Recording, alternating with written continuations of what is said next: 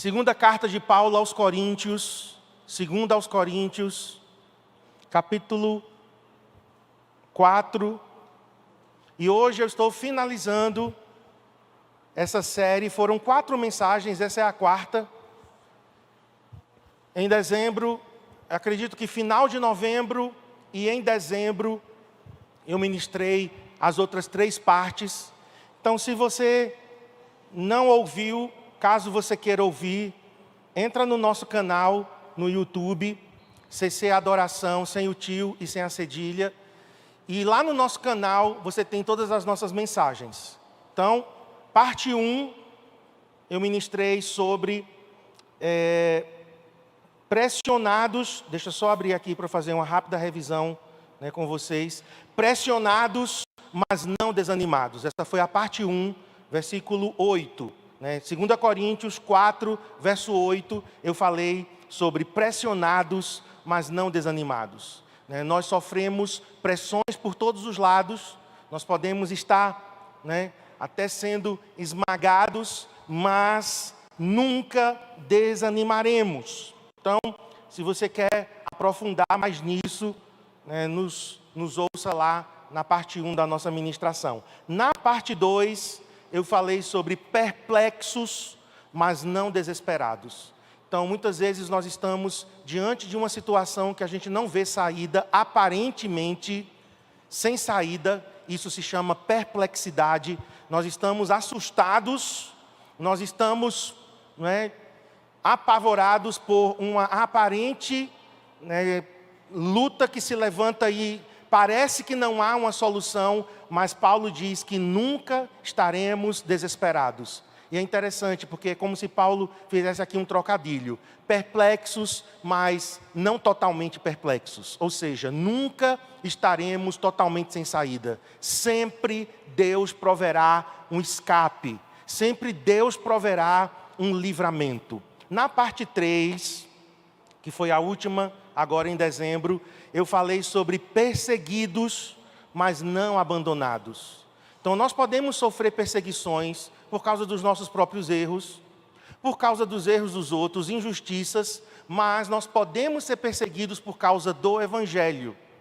E foi nisso que eu me concentrei, a perseguição por conta dos nossos valores e princípios arraigados nesta palavra. Nós podemos ser perseguidos, mas nunca estaremos abandonados pelo Senhor. Então, hoje, eu estou terminando essa série. Foi bem interessante. Hoje de manhã eu estava pensando como o apóstolo Paulo é tão profundo que em 2 versículos você consegue fazer 4 mensagens.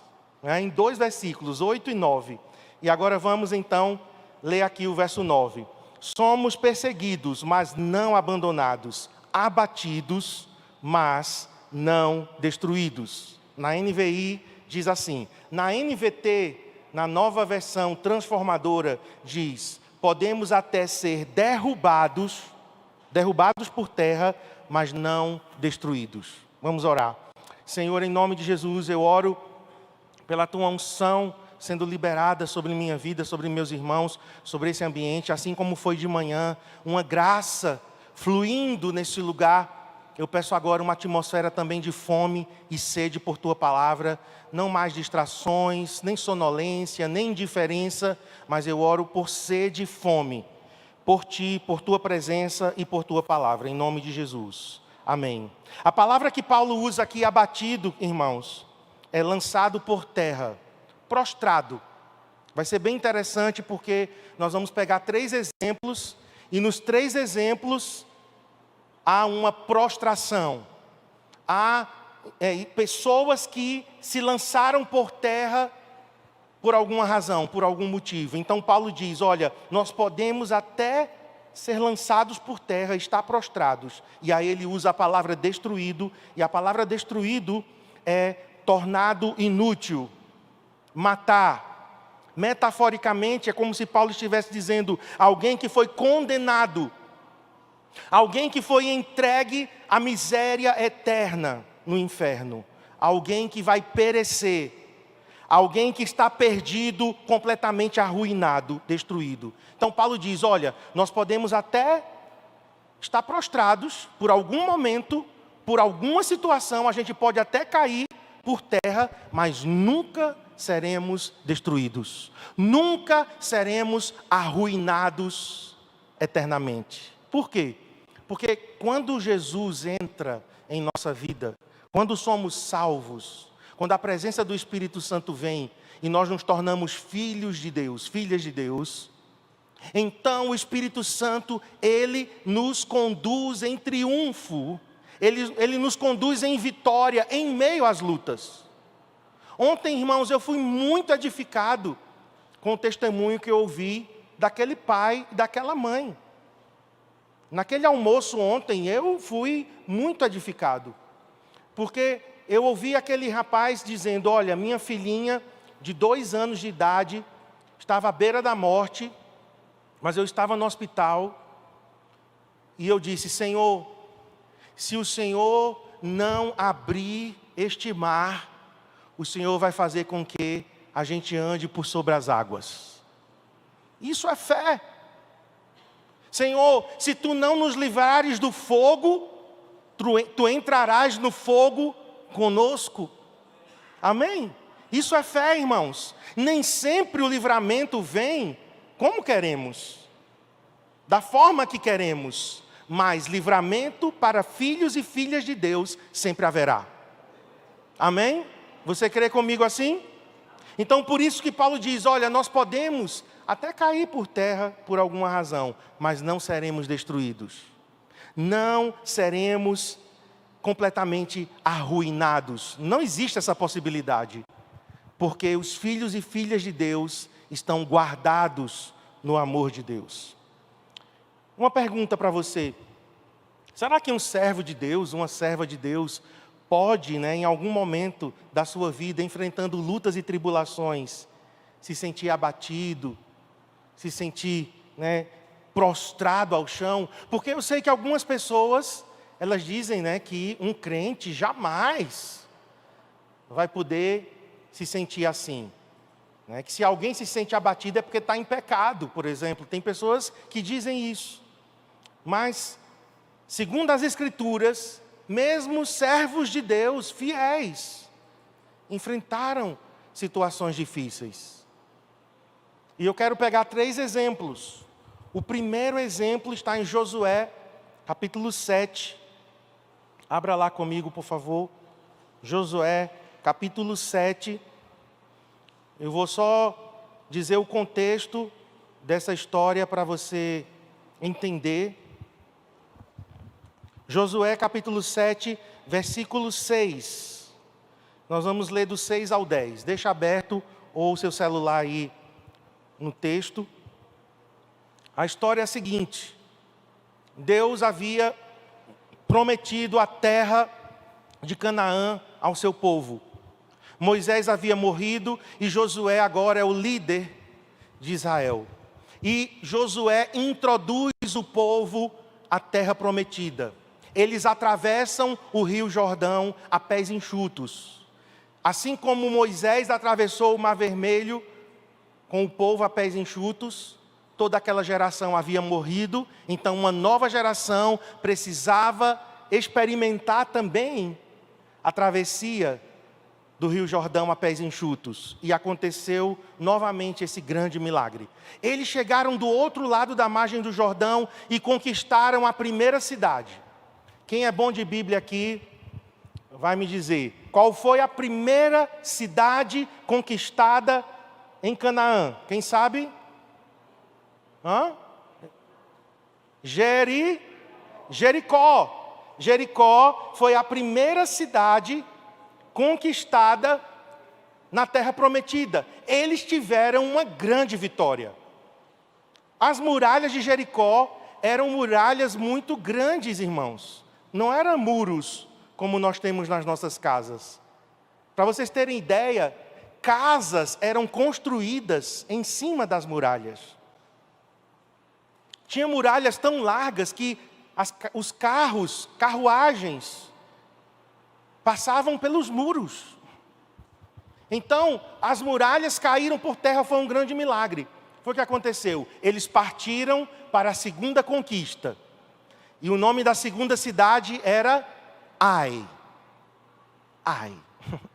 E Ai se transformou no palco de uma grande derrota. Quando eles foram tentar conquistar aquela cidade, foram perseguidos pelos inimigos e derrotados. Aí vamos ler como Josué se posicionou. Josué 7, de 6 a 10. Então Josué rasgou as suas vestes, e se prostrou em terra sobre o seu rosto. Olha aí, prostrou. Como eu falei, um servo de Deus, um homem de Deus, prostrado em terra, sobre o rosto perante a arca do Senhor até a tarde. Ele e os anciãos de Israel, e deitaram pó sobre a cabeça. Disse Josué, vamos ver o que Josué lamentou diante do Senhor. Ah, Senhor Deus, por que fizeste este povo passar o Jordão? Para nos entregares nas mãos dos amorreus, para nos fazerem perecer? Tomara nos contentáramos com ficarmos da além do Egito, da além do Jordão. Ah, Senhor, que direi? Pois Israel virou as costas diante dos seus inimigos. Ouvindo isto, os cananeus e todos os moradores da terra nos cercarão e desarraigarão o nosso nome da terra. E então, que farás ao teu grande nome? Então Josué está prostrado diante de Deus. Então é uma prostração que a gente pode de imediato dizer legítima, porque ele estava diante da arca, e a arca é a presença de Deus. Mas, queridos, o texto diz que ele rasgou as vestes e que ele jogou pó sobre a sua cabeça. E sabe o que é isso? Luto, lamento. Josué estava abatido. Ele estava sim diante do Senhor, prostrado, mas ele estava em um abatimento em seu coração por uma derrota que ele acabara de sofrer. E ele diz: Deus, por que o Senhor nos fez passar o Jordão? Para nos entregar nas mãos dos inimigos agora? Para a gente perecer? Ah, era melhor a gente ter ficado do outro lado. Porque agora os inimigos nos perseguiram. E eles ouvindo, agora a notícia vai se espalhar de que somos fracos e eles vão nos destruir. E o nome do Senhor vai ser zombado. Aí o verso 10, irmãos, Deus fala. Vamos ver aqui como Deus lida com essa prostração, com esse abatimento do seu servo. Então disse o Senhor a Josué: levanta-te. Levanta-te. Por que estás prostrado assim sobre o rosto? E eu vou ler até o verso 11, a primeira frase. Israel pecou. Até aqui. Deus estava dizendo: Josué, essa tua prostração não é de quebrantamento. Não é porque você está me adorando. Porque existem momentos que nos prostramos para adorar. Momentos que nos prostramos para derramar o nosso bálsamo aos pés do Senhor. Ok, mas não é o caso aqui. O Senhor disse: por que estás prostrado? Sobre o teu rosto. Você está aqui lamentando, Josué. E o que você está lamentando, você não conhece o que está por trás. Havia, irmãos, uma situação escondida. Havia um pecado escondido que fez com que Israel perdesse aquela batalha. Por isso que o Senhor diz: Israel pecou. Veja a forma como Deus lida. É algo direto. Hoje de manhã eu estava dizendo, as pessoas não pecam mais hoje em dia. Elas falham, elas erram. Não foi um deslize. A Bíblia chama de pecado, pecado. Pecado é pecado. Não, foi um momento assim de descontrole emocional. Sabe, irmãos, pecado é pecado. O Senhor disse: Israel pecou. Na verdade, não foi Israel, Foi uma pessoa, Acã, mas Acã representa aqui a nação. Então, a primeira lição que nós aprendemos aqui é que muitas vezes o nosso abatimento ou é por conta dos nossos erros, dos nossos pecados, e vamos ter que dar nomes. Eu lembro que meu pastor dizia: todo mundo peca no varejo, mas pede perdão no atacado. Aí ele dizia: não, arrependimento e confissão, se foi pecado no varejo, tem que ser arrependimento e confissão no varejo. É item por item. Eu falei disso aqui, né? A gente estava aqui orando, acho que foi agora, final de ano, e o Senhor me disse, não, foi um pouquinho mais para trás. Estávamos orando aqui e o Senhor me disse: pega o papel e a caneta e começa a escrever os teus pecados. Eu peguei o papel e a caneta e comecei a escrever. Eu achava que ia sair 1 ou 2. Me assustei, irmão. Cheguei a 16. Nomear diante de Deus. Isso é verdadeiro arrependimento. Arrependimento é quando nós reconhecemos os nossos erros, falhas, pecados e damos nomes a eles. E confessamos diante do Senhor. Então aqui, a primeira coisa que eu entendo é que existem prostrações e abatimentos que vêm por conta dos nossos erros ou dos erros dos outros. Infelizmente, por exemplo, um filho, uma filha pode sofrer por causa do erro dos seus pais. O pai e a mãe às vezes tomam uma decisão errada e os filhos irão sofrer. Às vezes, um cônjuge sofre por causa do outro cônjuge. Às vezes, funcionários sofrem por causa dos seus patrões. Uma nação sofre por causa dos seus governantes. E só abrindo um parêntese aqui, se em um mês de governo nós já estamos vendo o que estamos vendo, nós temos que clamar por muita misericórdia de Deus sobre o Brasil. Fecha parêntese. Volta para Josué. Nós podemos sofrer pelos erros dos outros. Aqui Josué não tinha pecado, irmãos. Não foi Josué que foi lá e roubou a capa babilônica e escondeu. Ele nem sabia. Por isso ele estava abatido, chorando diante do Senhor, e o Senhor diz: levante-se. Levante-se, porque eu vou te contar o que é que está por trás disso. Porque a nossa perspectiva humana, ela é limitada. Nós enxergamos de forma muito limitada. Deus está enxergando todas as coisas, todos os detalhes, e Ele sabe começo, meio e fim. E nós precisamos pedir ao Senhor: Senhor, me mostre por que eu estou sofrendo isso. Por que eu estou abatido? Senhor, fale comigo. Mostre até situações que eu não conheço. Mas o Senhor sabe de detalhes. Estão me entendendo, irmãos? Então, esse primeiro exemplo aqui, o que resta a gente fazer, se caso o abatimento é por conta dos nossos erros ou do erro de outra pessoa, é nos levantarmos. Levanta-te, é o que o Senhor diz. Levanta-te, por que estás prostrado? Chegou a hora de você tomar uma atitude. Certo? Então, nesse primeiro caso, só se resolve esse abatimento e essa prostração levantando-se, ouvindo exatamente a voz de Deus, o que foi que aconteceu, para que haja uma tomada de decisão. Amém? E aqui, irmãos, a tomada de decisão foi séria, porque Acã teve que pagar com a sua própria vida. Ele e toda a sua família sofreram a morte. Por quê? Porque ele foi o causador, tanto que é chamado de perturbador de Israel.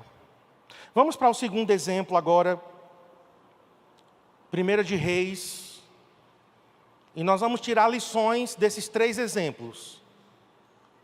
Primeiro livro de Reis, capítulo 19.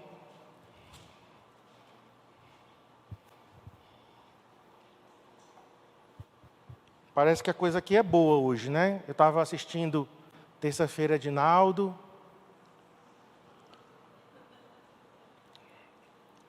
No final do culto, passe na nossa cantina e abençoe o nosso ministério de teatro com um cappuccino lá delicioso. Segundo relato que nós vamos ver é o de Elias. Abra aí em 1 Reis 19, de 1 a 4. Novamente, deixa eu contar o contexto, porque talvez alguém aqui não está familiarizado. Espero que você já tenha lido a Bíblia toda. Se não leu, o próximo domingo nós vamos lançar aqui o desafio de ler a Bíblia toda em 10 meses. Vamos trazer os planos e também vamos disponibilizar os planos de forma digital. Você acessa e vamos ler a Bíblia toda em 10 meses. Mas se você, por acaso, não leu ainda a Bíblia toda, foi o que aconteceu. Capítulo 18, Deus levanta Elias para confrontar os profetas de Baal. Isso aqui é no Reino do Norte. A essas alturas, Israel estava dividida em 2 reinos, Norte e Sul. Então, isso daqui aconteceu no Reino do Norte. Quem governava era Acabe. Na verdade, Acabe não governava. Ele era um rei fantoche, porque quem governava era a mulher dele, Jezabel. Ele era uma marionete. Em nordestinês, ele era um mamulengo, nas mãos de Jezabel. Quem governava, quem ditava as ordens, era Jezabel. E aí Jezabel tinha seus protegidos, profetas de Baal, um deus cananeu, que afrontava o culto ao Deus de Israel, o Deus vivo, o único Deus. Todos os outros deuses são falsos. Todos os outros deuses são com D minúsculo. Só o nosso Deus, Elohim e Yahvé, é o único Deus.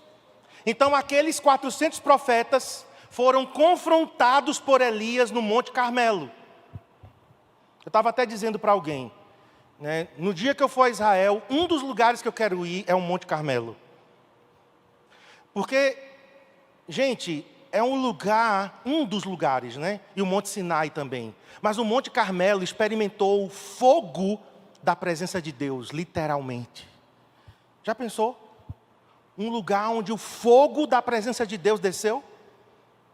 Elias restaurou o altar, fogo de Deus desceu e Elias então mata os profetas de Baal. Jezabel fica possessa. Ela já era, e aí entrou mais capeta ainda na vida dela.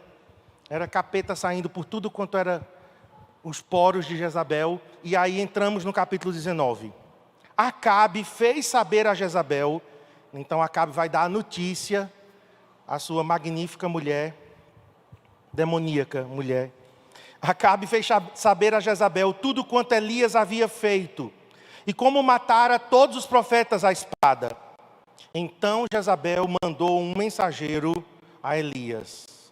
Olha esse tipo de mulher que confrontou Elias. Mandou um mensageiro a Elias a dizer-lhe: façam-me os deuses como lhes aprouver. O que eles quiserem, eles façam comigo. Se amanhã, a estas horas, não fizer eu a tua vida como fizeste a cada um dos meus profetas. Ou seja, ela disse: eu vou te matar como você matou os profetas de Baal. A essas alturas, amanhã você está morto. Agora olha o 3. Elias era um homem de Deus. Elias era um profeta de Deus. No Antigo Testamento, nós temos Moisés e Elias. Tanto que quem aparece na transfiguração, lá no Monte da Transfiguração, quem aparece para Jesus? Moisés e Elias. Então Elias não era um qualquer. A forma como Elias foi para o céu, veio uma carruagem de fogo num redemoinho, e ele foi levado para o céu vivo. Só 2 pessoas no Antigo Testamento que experimentaram isso: Enoque e Elias. Então Elias não era um homem qualquer, mas aqui diz: temendo, pois, Elias. Temendo, pois, Elias. Num português mais claro, tendo medo, né, porque alguns homens, né, dizem assim: não, eu não tenho medo, eu só tenho temor. É a mesma coisa, querido.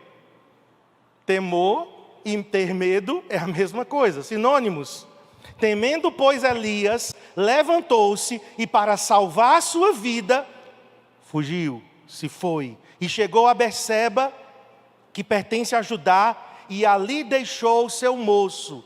Ele não quis mais nem ser acompanhado, porque eles tinham sempre alguém que os acompanhava. Eles tinham um discípulo que eles levavam consigo, né? Eliseu tinha o seu servo, Elias. Eliseu foi servo de Elias, então sempre tinha isso aqui. Mas Elias estava num grau de abatimento tão grande, de prostração tão grande, que ele ruma para o deserto. Aqui diz que ele chegou a Berseba. Berseba fica no sul de Judá, é uma região árida, é deserto do Neguev. E ele ainda anda mais um dia para dentro do deserto, sozinho. Então nós temos aqui um nível de abatimento, irmãos. E o versículo 4 diz: e ele mesmo, porém, se foi ao deserto de um dia, e veio e se assentou debaixo de um zimbro, prostrado, e pediu para si a morte, e disse: basta, toma agora, ó Senhor, a minha alma, pois não sou melhor do que meus pais. Deitou-se.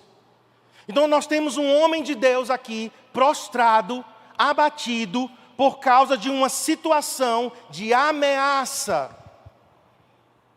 Ele tinha experimentado uma grande vitória, queridos. No capítulo 18 nós temos essa grande vitória. E parece que depois de uma grande vitória, parece que depois de uma grande conquista, o inferno se levanta para tentar nos atacar, nos atingir, para tentar nos tirar da rota prevista por Deus.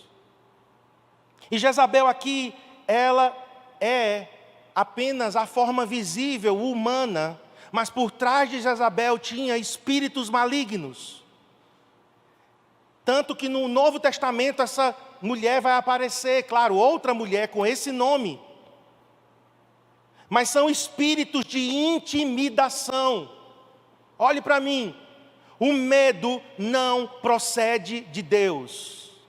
Se você está sentindo medo de alguma coisa, você está sentindo medo de alguém, esse sentimento não procede de Deus e você tem que enfrentá-lo. Eu já enfrentei o espírito de intimidação várias vezes ao longo, da minha caminhada. Às vezes é uma crítica que alguém faz e você se intimida.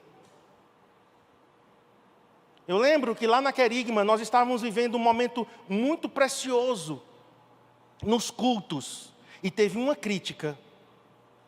E naquela época eu era o pastor, eu era muito jovem. Ainda precisava caminhar muito, eu precisava ainda amadurecer. Mas teve uma crítica que quis me intimidar. Intimidação é algo muito forte. E o pastor John Bevere, ele diz que se você não enfrentar a intimidação se levanta contra você e te ataca e te atinge. Contra o medo e a intimidação, você não pode se abater. Mas Elias se abateu. Então, o que é que vai acontecer? Deus precisa intervir na vida daquele homem. Jezabel também simboliza que por trás de Jezabel está espíritos de controle, de manipulação. Muitas vezes nossas emoções são manipuladas, controladas. Eu já fui, queridos, abatido com a morte da minha mãe. Eu fiquei abatido pela culpa. Porque a minha mãe faleceu e eu fiquei 6 meses abatido com um pensamento: você não fez o suficiente, você não foi um filho bom, você não fez tudo o que você devia fazer pela sua mãe, você é culpado. Claro que isso tinha raízes na minha infância. Em parte, os espíritos malignos atuam em brechas que são dadas em nossas emoções. E a minha mãe, quando eu era criança, ela ficava dizendo: no dia que eu morrer, você vai sentir minha falta. No dia que eu morrer, você vai saber o que é perder uma mãe. Ah, no dia que eu morrer, Marcos.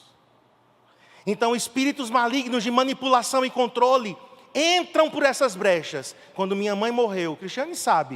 Eu fiquei: Cristiane, eu deveria ter levado minha mãe para São Paulo. Eu deveria ter feito uma campanha financeira para levar ela para o Sírio Libanês, para o Albert Einstein. Eu deveria ter levado minha mãe para os Estados Unidos. Eu deveria ter vendido tudo para salvar a vida dela. Eu não fui um bom filho.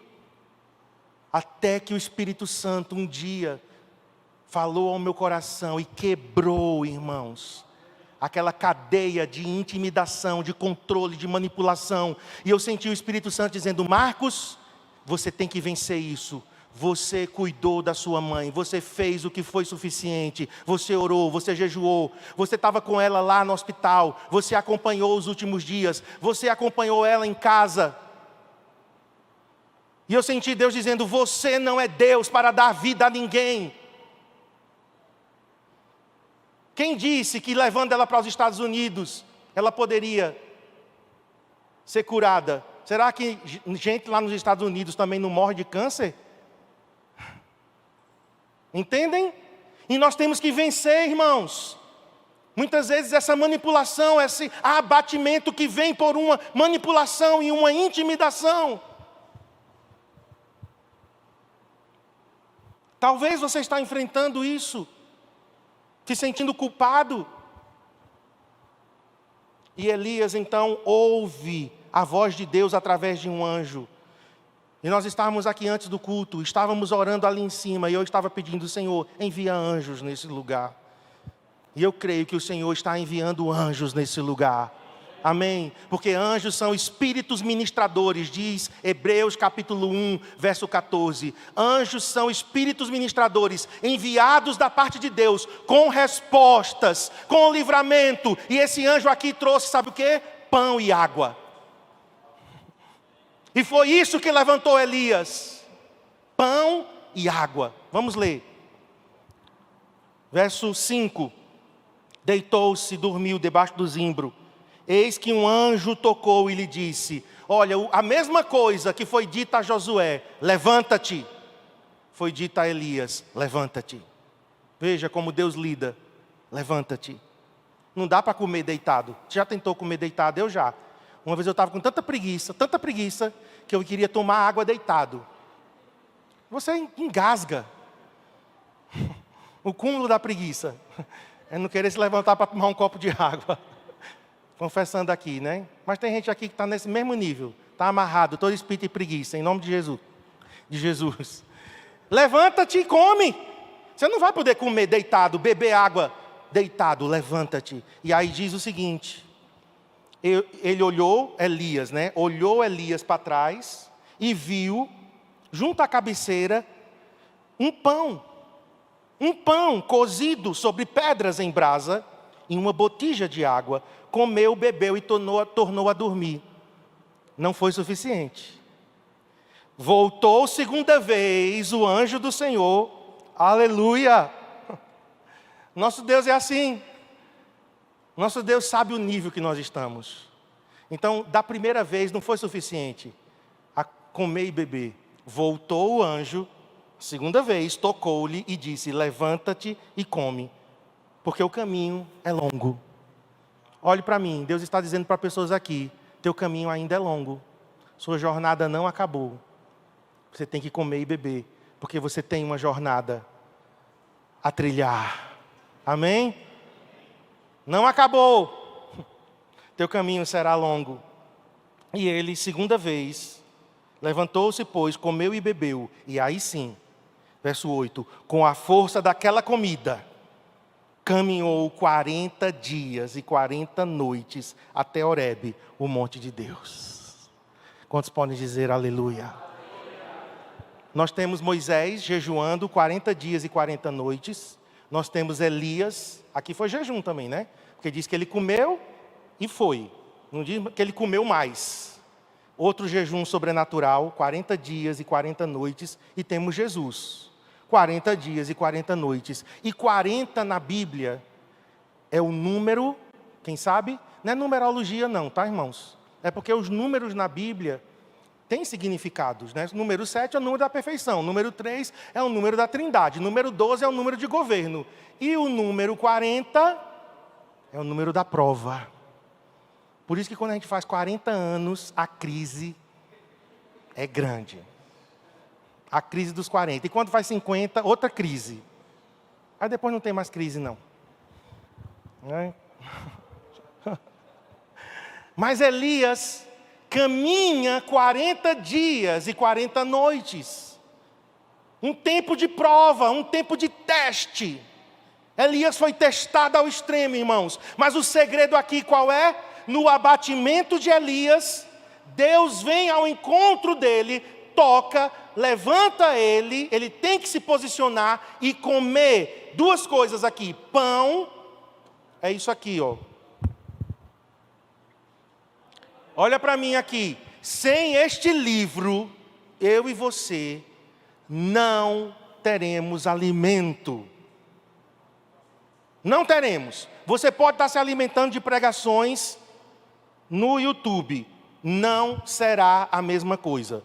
Você pode estar apenas se alimentando das pregações aqui no domingo, não será a mesma coisa. Certo? Você precisa se alimentar desta palavra todos os dias. Isso aqui é pão cozido sobre brasas. E brasas fala de revelação, fogo do Espírito Santo. Não é ler a Bíblia como um livro qualquer. É você pedir, Senhor, eu quero a palavra revelada a mim. Fala comigo, Senhor. Esta palavra revelada me alimenta. Amém, meus irmãos? E ele bebeu água. E a água na Bíblia é a presença do Espírito Santo. Que refrigera, que refresca. Tem coisa melhor do que um copo com água? Quando você está com a boca seca, igual a que eu estou agora? Refrigera. A presença do Senhor é refrescante, traz alívio à nossa alma. Então, o que aprendemos aqui, nesse segundo caso, é que podemos sim ser abatidos por uma perseguição demoníaca. Existem espíritos malignos que perseguem os servos de Deus. Hoje de manhã eu estava brincando, né? Tem alguns crentes que a gente até deseja que eles encontrem um endemoniado na frente para ver se reage. A gente ouviu o testemunho, um pastor conhecido nosso, ele contou que o filho dele estava meio desviado, estava afastado da igreja e se envolvendo com o pessoal da pesada. E o filho dele estava numa praça, lá no Paraná. E nessa praça, o pessoal lá fumando maconha, se drogando e tal. E o filho desse pastor estava lá. E no meio daquela situação, um dos comparsas se levantou endemoniado. E o demônio com a voz, né, diferente, disse: o que é que você está fazendo aqui? O filho do pastor, viu? O que você está fazendo aqui? Você é filho de pastor. Pode ir embora daqui, aqui não é seu lugar não.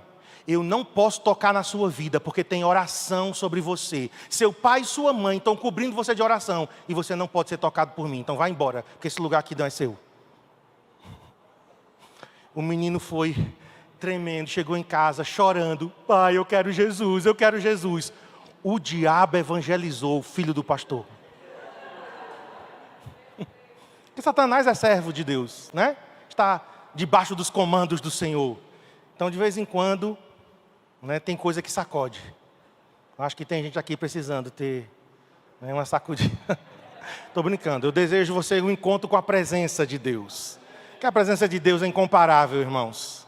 Isso é um último recurso, né? Quando um pai e uma mãe dobram o joelho diante do Senhor. Se os pais e mães soubessem do poder que há nos joelhos que se dobram. Para o diabo dizer, eu não posso tocar em você, porque teu pai e tua mãe estão te cobrindo. Que coisa! Meu Deus! Irmãos. Mas vamos para o terceiro e último exemplo. Salmo 61. Salmo 61, os versos de 1 a 4. A gente vai pegar esse terceiro exemplo para finalizar. Salmo 61. Oração de Davi. Ouve, ó Deus, a minha súplica. Atende a minha oração. E Davi diz, desde os confins da terra, desde o fim do mundo. Tem dia que parece que a gente está no fim do mundo, né? Senhor, será que tu estás lembrado de Garanhuns? Garanhuns é o fim do mundo, meu Deus. Desde os confins da terra, clamo por ti, no abatimento do meu coração. Então Davi, queridos, estava com o seu coração abatido, no abatimento do meu coração. E eu amo essa expressão de Davi. Eu amo a Bíblia toda, mas tem expressões na Bíblia que você fica marcado na sua mente, na sua vida espiritual. E essa é uma delas. Leva-me para a rocha que é mais alta do que eu. Senhor, estou abatido, estou prostrado. Senhor, toma-me desse lugar de prostração e de abatimento. Levanta-me e leva-me para a rocha que é mais alta do que eu. Quem é essa rocha? Quem é essa rocha? Jesus. É um lugar, irmãos. Daqui a pouco eu vou ler outro versículo aqui. Mas é um lugar inacessível, a não ser para os filhos de Deus. É um lugar onde Satanás não tem acesso. Não tem. É um lugar. E Jó diz isso. Tem um versículo de Jó que diz que há um caminho que as aves de rapina não podem acessar. Tem caminhos, tem lugares em Deus que o diabo não pode ir. Quando nós oramos em línguas, nós estamos acessando um caminho que não há interferência. O diabo fica endemoniado. Você orando em línguas, o que é que ele está orando? O que será que ele está orando? O que será que ela está pedindo? O que será que está sendo construído nele e nela? Linha direta. Quem é do tempo aqui das Panteras? Nádia. Já sabia. Qual o nome das Panteras? Kelly. Sabrina. E Tiffany. Não, Cris. Ela sabe que ela era fã. Na mesa tinha um telefone. E esse telefone era uma linha direta com Charlie. Charlie ligava, aquele número era inacessível. Só as Panteras. Eu gostava demais, gente, das Panteras. Ô, saudade. Só as Panteras ouviam a voz de Charlie. Porque era um número secreto. Nós temos um número secreto com o nosso papai. Amém?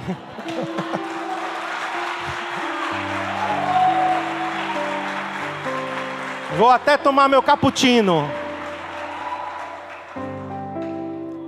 Uma rocha mais alta do que eu, onde Satanás não pode me tocar. Mas eu tenho que estar escondido lá. Eu tenho que estar escondido lá. Qual a causa, irmãos, aqui do abatimento? Não sabemos. Não está dizendo aqui. No caso de Josué, a gente sabe. No caso de Elias, a gente sabe também. Mas aqui, eu fiz uma listazinha. Pode ter sido uma perda.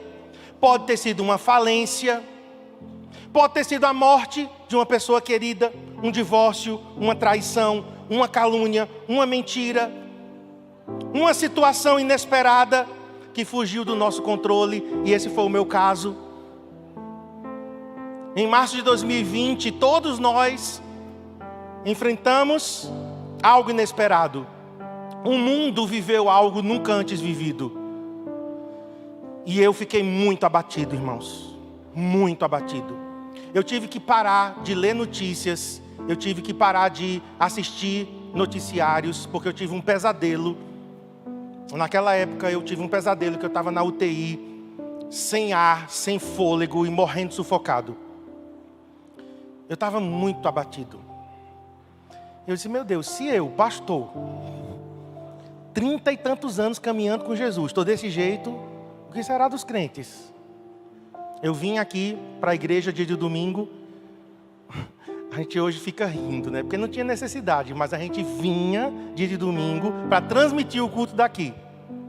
Marcos Albino vinha, a gente abria o escritório, gravava o culto na sexta, vinha transmitir.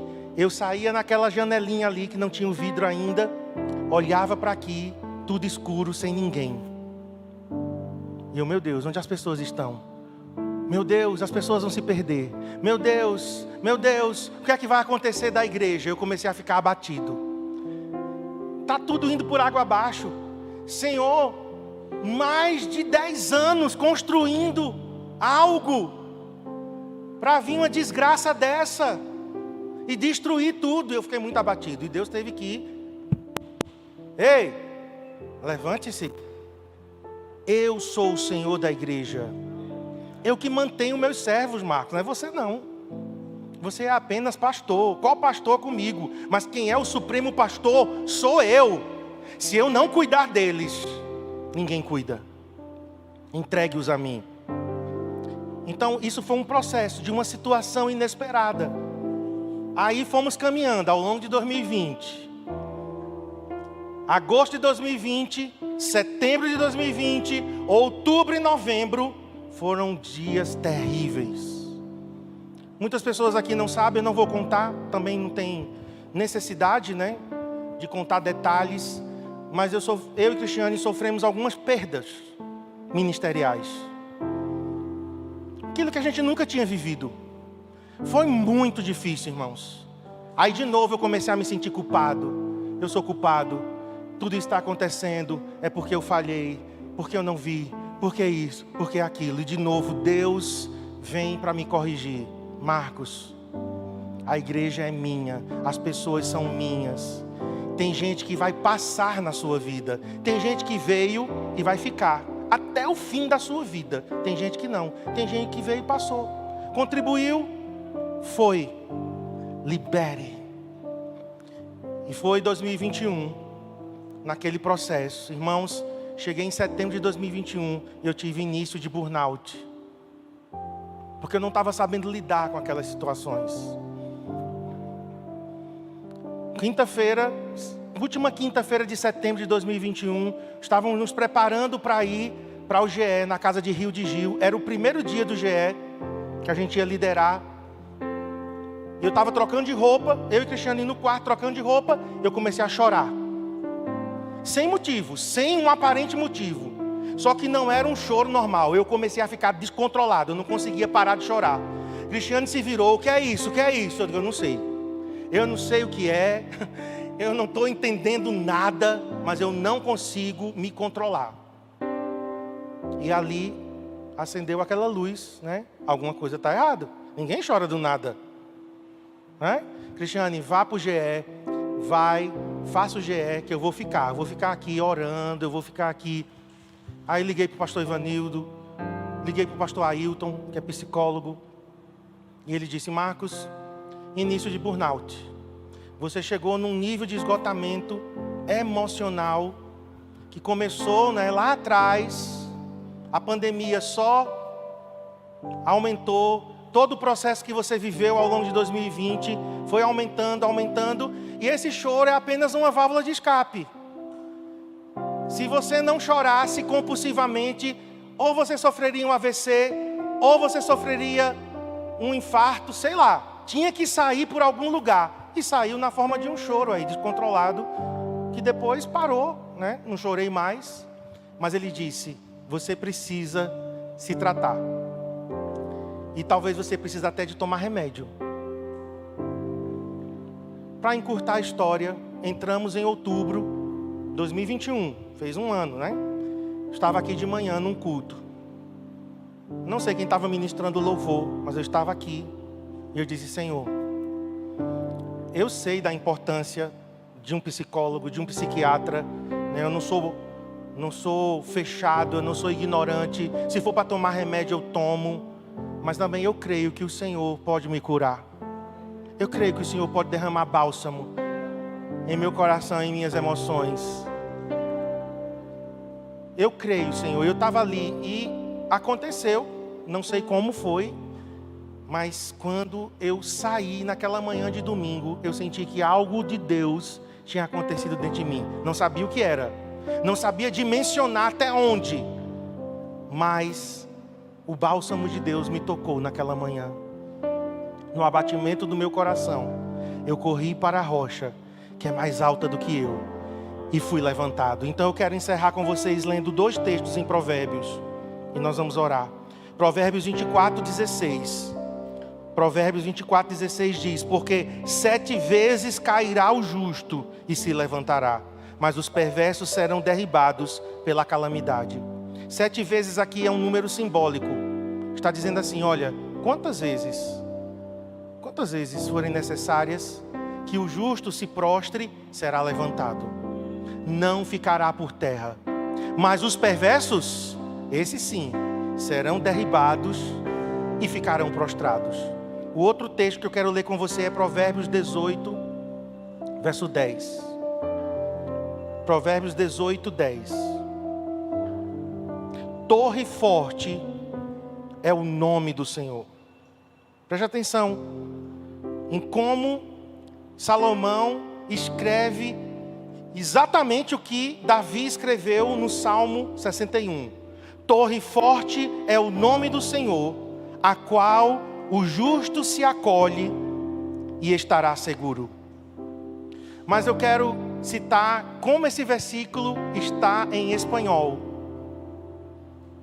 Diz assim: torre forte é o nome do Senhor, para ele o justo corre e será levantado. Para ele o justo corre e será levantado. Amém? Porque aqui a palavra que Salomão usa é alguém correndo para um lugar mais alto, para uma torre. Torre é um lugar mais alto. Um lugar mais alto onde você corre, onde você se move em direção e você é levantado. E a palavra levantado estará seguro, inacessível para que os inimigos te alcancem. Aleluia. E eu quero orar com vocês. Fiquem em pé, por favor. Vamos terminar. Esses 3 exemplos: abatidos, mas não destruídos. Por alguma razão, nós podemos, sim. Josué se prostrou, Elias se prostrou, Davi se prostrou, mas glória a Deus, porque nenhum deles foram destruídos. Josué se levantou, Elias se levantou, Davi se levantou. E você? Se você correr para o Senhor, você também será levantado. Tem que correr para o lugar certo. Amém, meus irmãos? Você tem que correr para o lugar certo. Você tem que correr para a pessoa certa. Feche seus olhos. Vamos agora enxergar com os olhos da fé uma rocha mais alta do que nós. Imagina aí uma rocha grandiosa, gigantesca. Imagina diante de você um penhasco bem alto. E você correndo em direção a esse lugar. Subindo e sendo abrigado. Leva-me para a rocha mais alta do que eu. Senhor, eu não sei os meus irmãos, mas eu preciso desse lugar. E tem pessoas aqui, Senhor, que foram abatidas, ou estão se sentindo abatidas, atingidas, prostradas. E eu oro nessa noite, Pai, para que você nos encontre, nos alcance, nos levante, Senhor, e leve-nos para a rocha mais alta do que nós. Fale para o Senhor agora. Fale para Ele como você tem se sentido. Fale para o Senhor aquilo que você tem experimentado, vivido nesses dias. Fale para Ele. Ele está aqui para te ouvir, meu querido, minha querida. O nosso Deus é o mesmo Deus de Josué, o mesmo Deus de Elias, o mesmo Deus de Davi é o nosso Deus. E aquilo que Ele falou para Josué, para Elias, para Davi, Ele está falando contigo hoje. Levante-se, levante-se, levante-se. Coma o pão da minha palavra, beba a água do meu espírito e corra para a rocha mais alta do que você. Não tente resolver com as suas próprias forças, você vai falhar. Não tente resolver com a tua própria inteligência, você não vai conseguir, porque há um limite que o Senhor mesmo estabeleceu para os homens. Só Ele é ilimitado, só Ele é o Deus do impossível. Não há limites para o seu poder. Queridos, eu vou encerrar, mas de manhã nós fizemos assim.